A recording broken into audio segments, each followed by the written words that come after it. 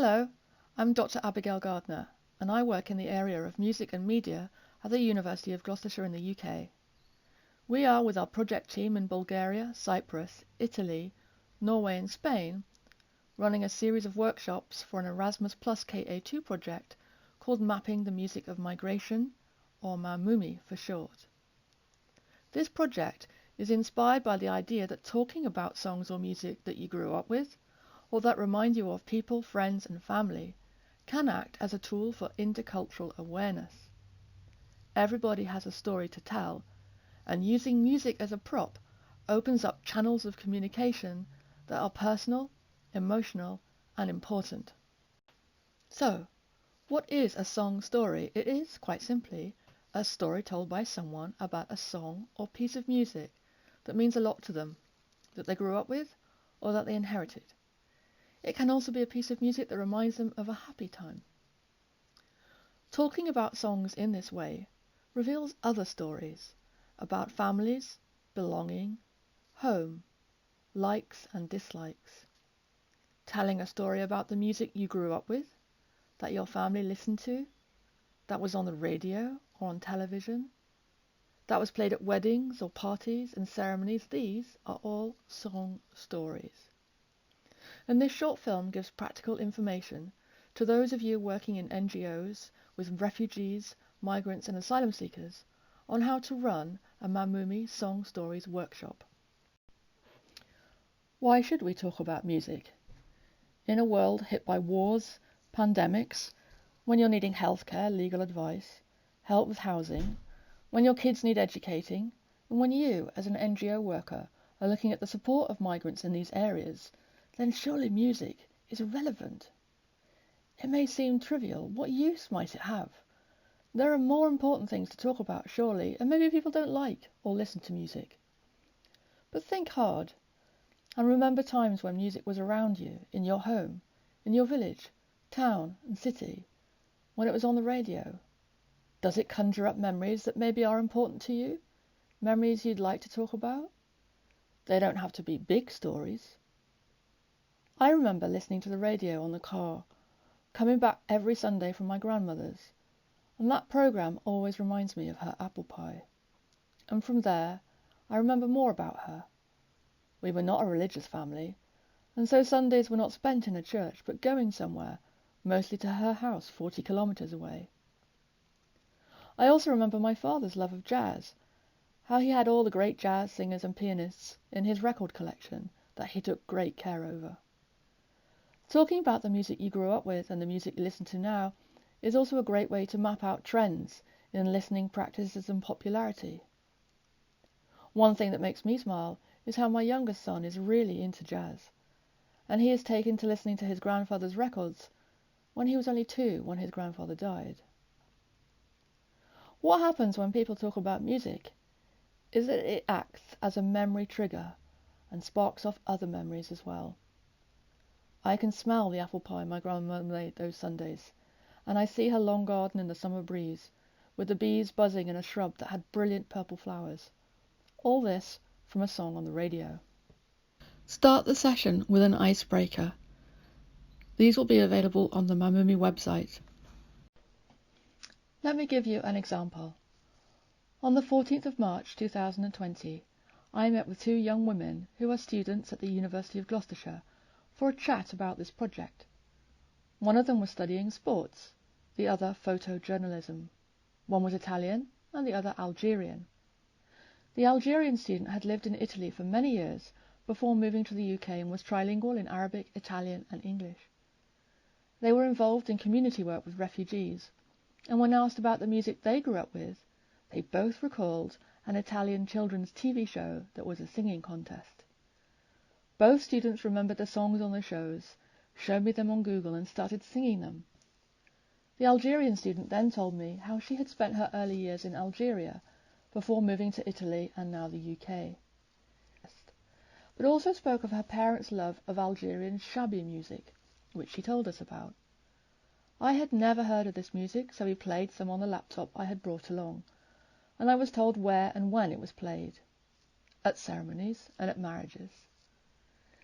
In the short 45 minutes we talked, I learnt lots about their past that they had revealed through these songs. And so the song stories acted as a door to larger conversations about their adolescence, their childhood, and their migration in the case of the Algerian student. I told them at the end of our conversations how the session revealed lots of information about them that otherwise wouldn't have if we had not talked about music specifically. So what are the practicalities of hosting a song stories workshop? What do you need? 1. You need all participants to fill in and send you the MaMuMi consent and release form. If you are doing the workshops face-to-face, do this before your participants leave the session. If you are doing the workshops online using Zoom, Skype, Big Blue Button or Microsoft Teams, you need the participants to email you their e-consent forms. 2. For a face-to-face song stories workshop, you need a maximum of 5 participants. 3. They need to know before the session that they have to consider one piece of music or song that they are going to talk about and why.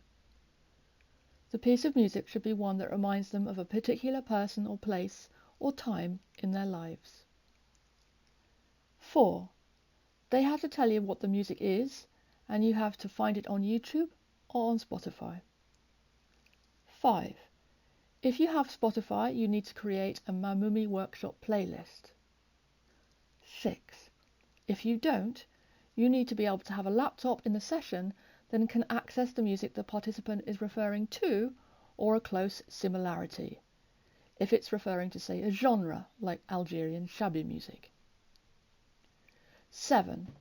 You tell the participants that they will all listen to the music together, and after each track is played, they will tell the group what the song is, why they chose it, and what it means to them. A list of further workshop questions is available from the MaMuMi website for you to download if you would like to use those. 8. There is no limit on how long a participant should be speaking for. Let them tell that story. 9. Be aware, there could be surprises. Some participants may be emotional when telling their stories.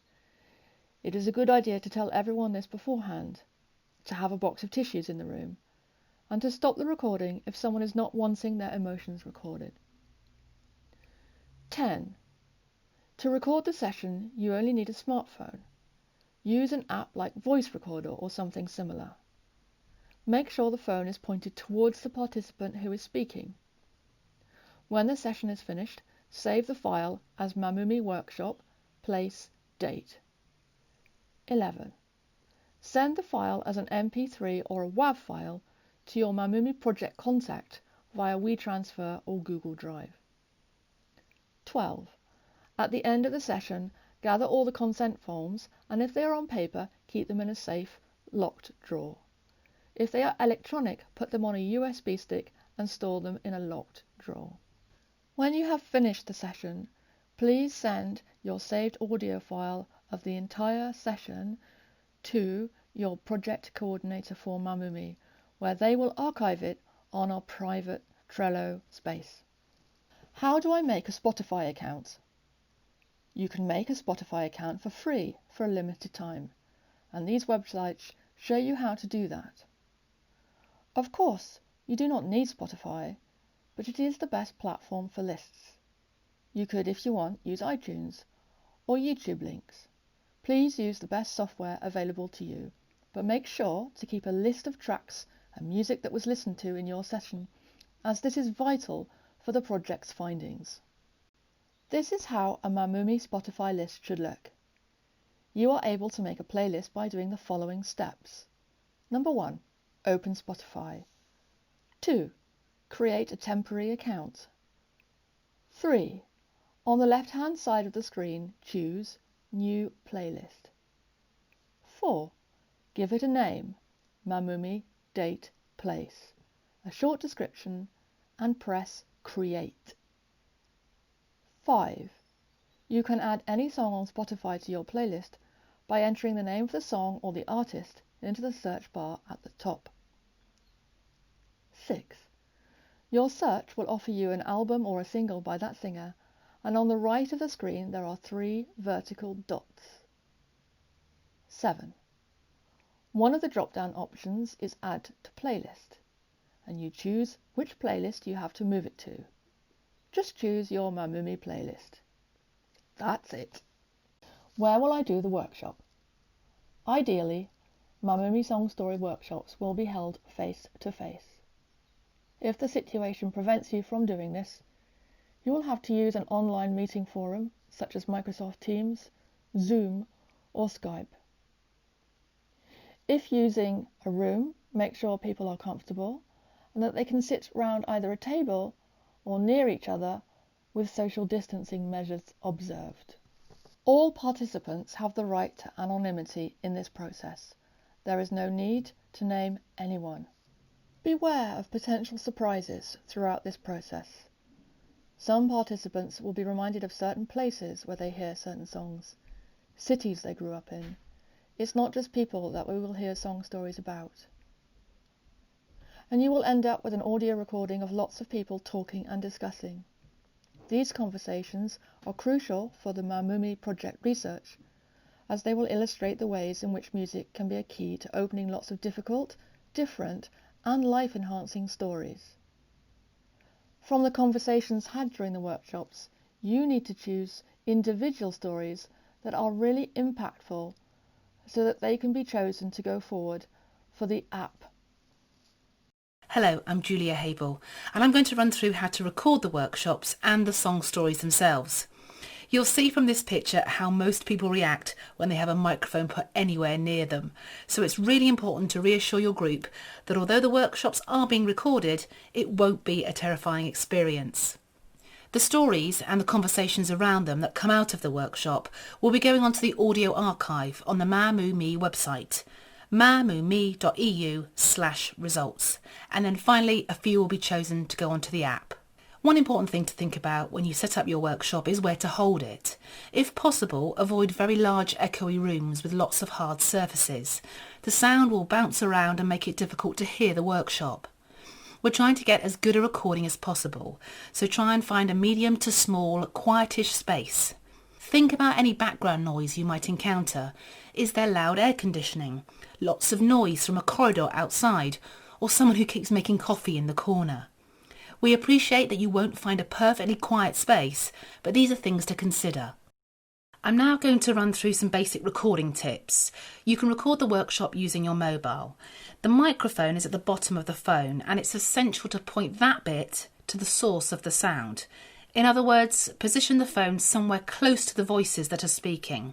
You could hold it in your hand, make sure that you aren't covering the microphone, but it's probably better to put it on something like a table or a pile of books. You'll then need to choose a recording app. On an Apple device, you simply use Voice Memo, which will already be on your phone, and on an Android device, you use Voice Recorder.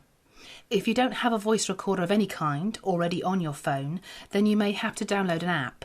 Search for Sound Recorder and plenty of free apps will come up. Then it's just a case of hitting the record button. Try and do a test recording before you start the session just to check everything is working. It's also important to check that you have enough memory on your phone so that the recording doesn't stop halfway through the workshop.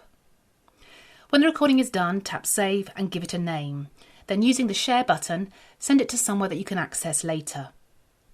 If you want to record any of the song stories individually, then take your storyteller away from the rest of the group. Again, find a quiet spot and repeat the recording process. Hold the phone around 15 centimetres from their mouth, that's about the span of your hand. You may have to ask them the same workshop questions just to encourage them to repeat their story. Always, when you take on any project that involves music, there's copyright issues to consider. This is an educational and research programme, so we should be able to add music to our song stories without too much problem, and we are double checking that this is the case. However, we do think that we need to acknowledge the artist's work somewhere. We suggest putting the song and the artist's name under each story on the website.